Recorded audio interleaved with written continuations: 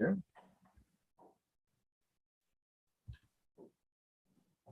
Are we gonna need takedown?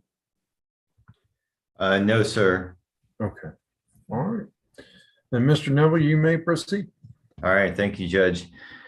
May it please the court, I represent plaintiff Sawnee EMC. This case arises from an incident occurring on February 26, 2020. The defendant, Dilip Charan, was driving a BMW vehicle, which he apparently did not own. He was traveling at a high rate of speed, traveling east on Old Alabama Road in Fulton County. The vehicle left the roadway. It crashed into and broke a power pole owned by Sawnee EMC. It caused damage to other equipment owned by Sawnee as well. It also caused a power outage in the area. This was a single vehicle wreck. Following the wreck, Mr. Charan left the road in Fulton County. The vehicle left the roadway. It crashed into and broke a power pole owned by Sawnee EMC. It caused damage to other equipment owned by Sawnee as well. It also caused a power outage in the area. This was a single vehicle wreck. There we go. All I right. need to close that out. Sorry about that. Go ahead and get to listen to yourself again. How about Yeah, that? that's fairly alarming there. I know, right? So there was an investigation, and Mr. Charan had left the scene, but it was determined that he was the driver of the vehicle. He was charged with reckless driving as well as other charges. We are only pursuing a claim against Mr. Charan in this case, not against the other defendant. And Sawnee's total expenses in this case relate to repairing or replacing the power pole and the other equipment and restoring power, a total of $36,253.71. We also presenting a claim for expensive litigation under OCGA section 13611.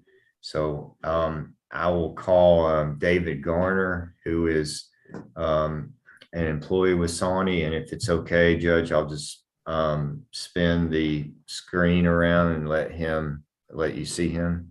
Sure. Okay.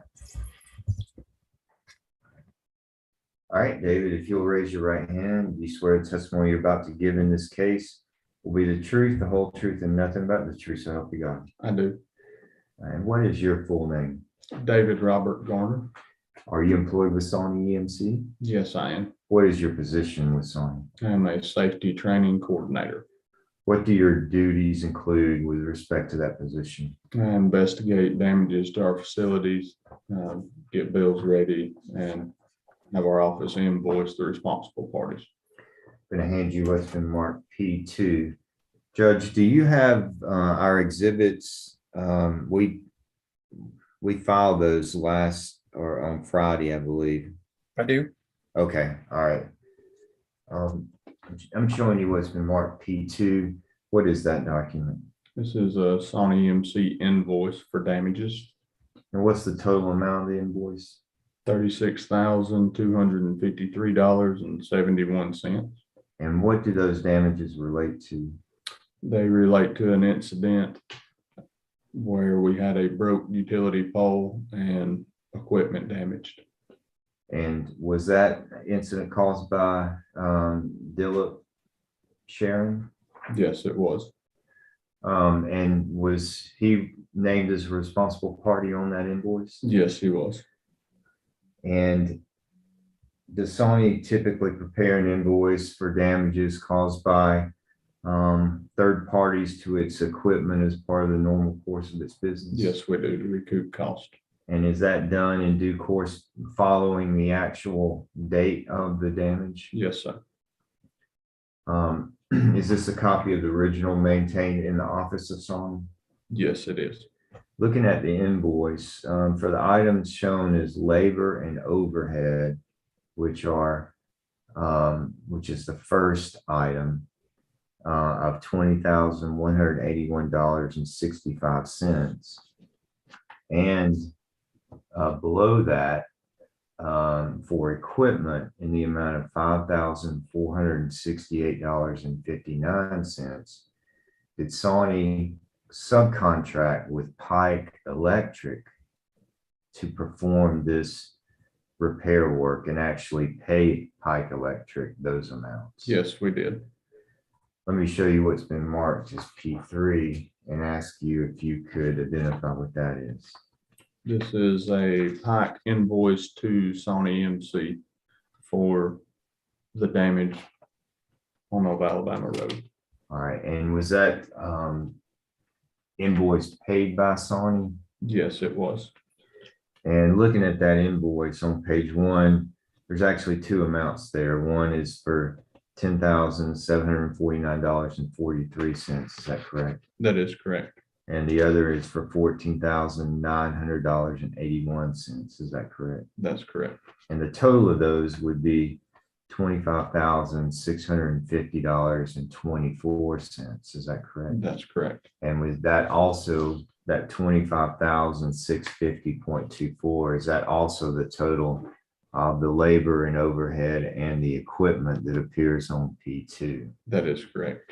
All right. And with respect to the other items that are listed on P2, as far as equipment items, explain what those are.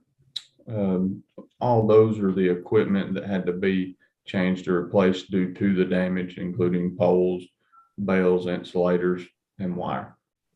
And does Sony maintain that equipment on site at its place of business? Yes, we do. All right. And was this a repair that was done immediately within 24 hours of the power outage? Yes, it was. Was it in, do you recall what time it was? I do not recall the exact time. Okay. I surprised you with that question. I'm sorry. Did you, well, going back to the invoice, there's also a material overhead charge on P2. If you could explain that to the court. The material overhead charge is an applied percentage of materials for Sawney having to keep these materials available. So we cannot order materials while we have a power outage. We have to store those so we can restore power in an emergency situation. Okay.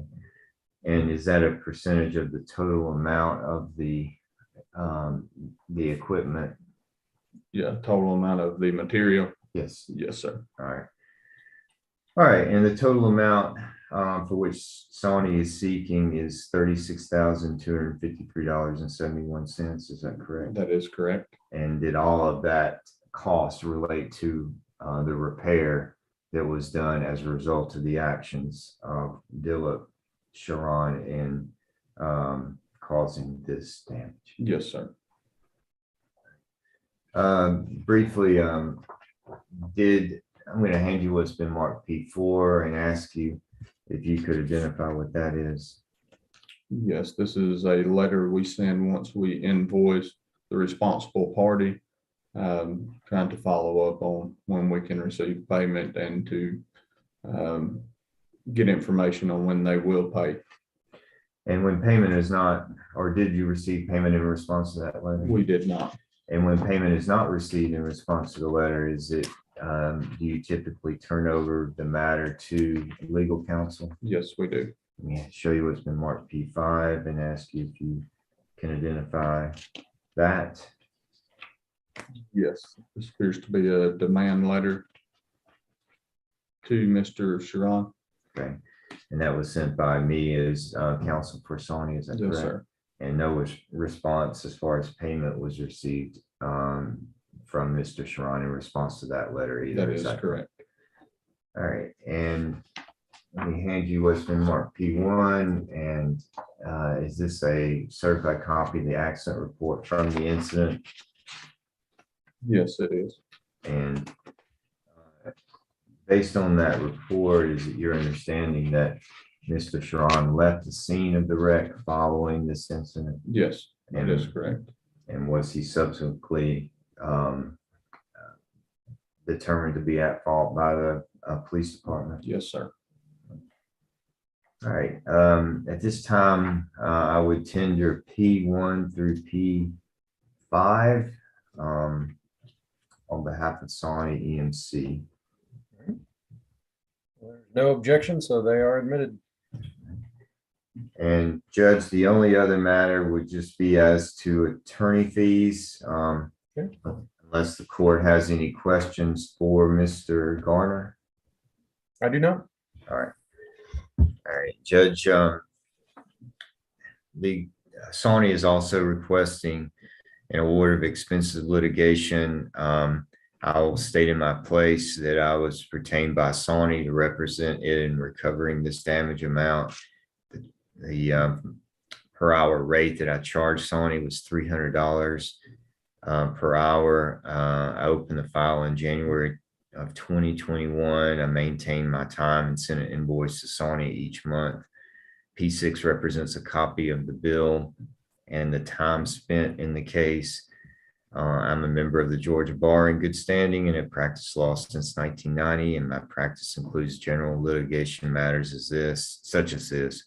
In my opinion, the amount charged in terms of the hourly rate and the total amount charged in terms of the work done is fair and reasonable with regard to other attorneys practicing in this community. So the total amount of the bill is $2,560 plus an hour for this hearing, and preparation for this hearing is $2,860, which is the amount we would request on behalf of Sawney for attorney fees. I believe that's our case. Well, we will get a judgment out to y'all, and so that you will have that. It'll be an e-file here shortly. Okay. All right. Very good. Thank you very much, Judge. All right. Y'all take care. All right. You too. Bye-bye.